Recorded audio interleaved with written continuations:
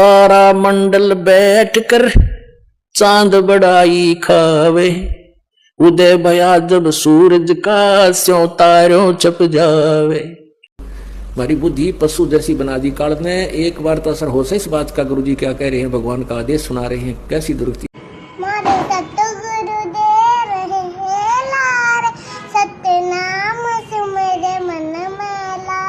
लोग आश्रम धनाना धाम में किस लिए आए हैं यहाँ पर? एक्चुअली मेरे छोटे ब्रदर की शादी है। ओके, इस शादी में कोई खर्चा हो, कोई लेन देन हुआ है, कोई दहेज लिया है आप लोगों ने? नो, 0%।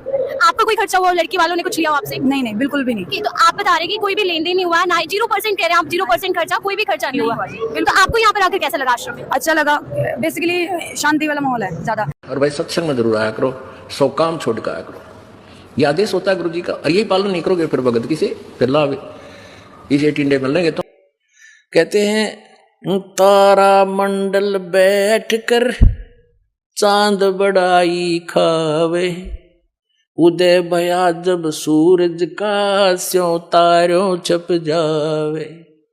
और ज्ञान सब ज्ञानड़ी कबीर ज्ञान सो ज्ञाने, जैसे गोला तोब का अब करता चले मैदाने। अब ये सब मैदान छोड़कर भाग गए जितने संत हैं, बोलते क्यों ना, जवाब दो।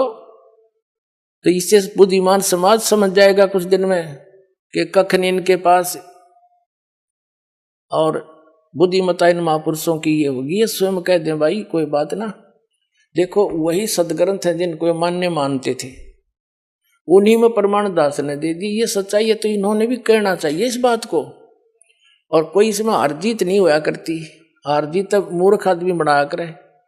हम परमात्मा के बच्चे हैं, सारे कष्ट पा रहे यहाँ पर, और इनका बहुत बड़ा उपकार हो जाएगा जब अपने मुंह से जल्दी कह देंगे ना, तो सब समझ जाएंगे वे सचमुच सच्ची कहे हो। क्योंकि कुछ एक संतों ने तो ये कह दिया है कि रामपाल की पुस्तक नहीं पढ़ना, रामपाल का सत्संग नहीं देखना। तो क्या वो मित्र है उनके? वो तो दुश्मन है। सबका सुनो सत्संग और कंपेयर करो, सबके साथ तुलना करो, तो संत नहीं है। जैसे ईसा मसीह जी ने कहा था कि ये तुम्हारे जो गुरु हैं ये तुम्हें बहुत अच्छे लगते हैं, बड़े शरीफ दिखाई देते हैं, पर ये तुम्हारे दुश्मन हैं। ये भेड़ नहीं, ये भेड़िए हैं। तुम इनको भेड़ समझते हो, ये भेड़िए हैं, तुम्हारे जीवन का नाश कर रहे हैं। हरी नहीं बात था, उसको क्रश करवा दिया था।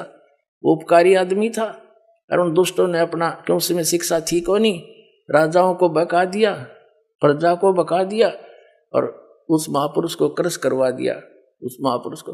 और वही तरीका दास के साथ अपनाया था करुत्था कांड कराने के लिए। लेकिन अब मालिक का साथ था हमारे, और उसका वचन था, प्रमाण हमारे साथ थे, सीडी हमने बनाकर समाज में भेज रखी थी।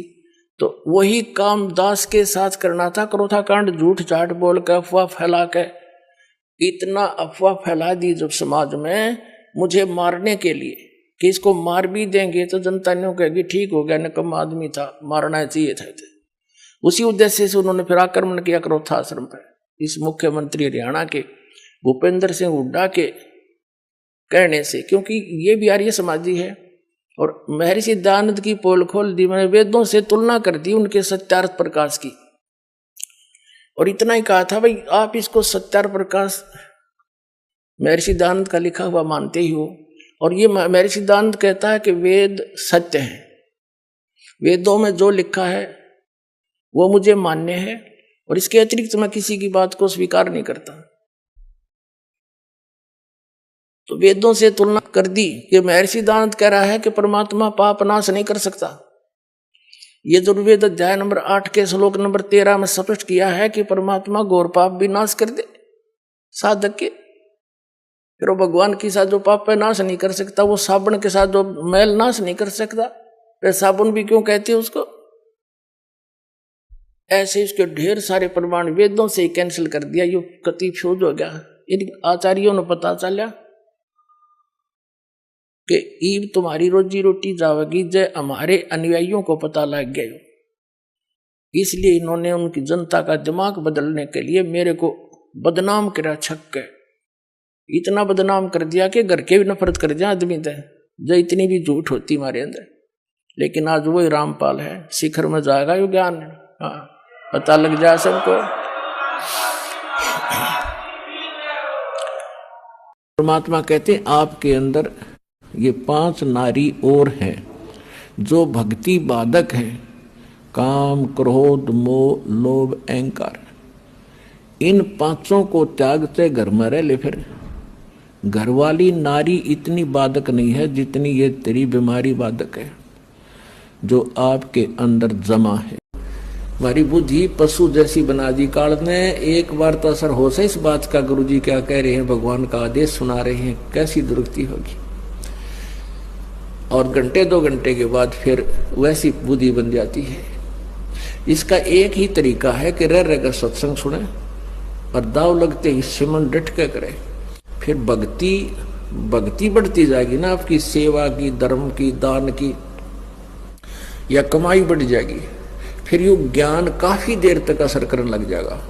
आपको नींद भी आनी बंद हो जाएगी, रात में मंत्र करने लग जाएगा। जब हाथ में माला ले लेंगे और शुरू कर दोगे भगवान की भक्ति।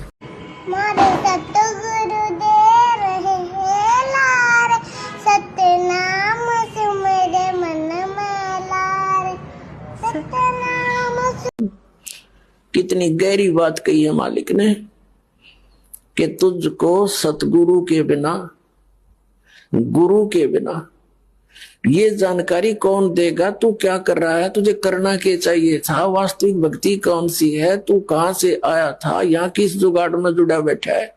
इस ज्ञान को सतगुरु बिना तुझे कौन कहेगा। आत्मज्ञान, पुरात्माओं, एक आत्मज्ञान, एक परमात्म ज्ञान। आत्मज्ञान तो वो है कि हमें ये पता हो कि हम कौन हैं, हम यहाँ क्या कर रहे हैं और कहां से हम आए हैं। ये तो आत्मज्ञान माने अपने विषय में जानकारी। एक परमात्म ज्ञान, भगवान कौन है, कैसा है, क्या सुख या दुख देता है और वो कहाँ रहता है, वो कैसे मिलता है, ये परमात्म ज्ञान है। तो ये सभी उनके अनुयायी रामपाल के पास चले जाएंगे और उनका कल्याण हो जाएगा। ये कल्याण नहीं चाहते। जानबूझ साची तजर करे झूठ ते दे और ताकि संगत है प्रभु सोपन में भी ना दे। तो ये जानबूझ कर बकवास कर रहे हैं, इनको सबको पता चल गया है और बुद्धिमान है वो शांत हो गए। और ये दुष्ट टाइप के लोग अभी भी विरोध कर रहे हैं। ये तो वो है, परमात्मा कहते हैं हाथी डर माने नहीं, जय स्वान भुकाही और सत्संगी संग ना तजय चतराम बसाई। हाथी जैसे कुत्तों के भौंकने से कभी परवाह नहीं करता, चलता रहता है। तो साधु संत चाहे कोई कितना विरोध करो पर सच्चाई पर रहे, भगवान से डर कर चला, किसी का बुरा नहीं करे, सोचे भी नहीं, करना तो बहुत दूर की बात है, तो उसका बुरा कभी नहीं हो सकता। सतलोक आश्रम धनाना धाम में किस लिए आए हैं यहाँ पर? एक्चुअली मेरे छोटे ब्रदर की शादी है। क्योंकि इस शादी में कोई खर्चा हो, कोई लेन देन हुआ है, कोई दहेज लिया है आप लोगों ने? नो, 0%। आपका कोई खर्चा हुआ, लड़की वालों ने कुछ लिया हो आपसे? नहीं, बिल्कुल भी नहीं। तो आप बता रहे कि कोई भी लेन देन नहीं हुआ, ना 0% कह रहे हैं आप, 0% खर्चा, कोई भी खर्चा नहीं हुआ। तो आपको यहाँ पर आकर कैसा लगा आश्रम में? अच्छा लगा।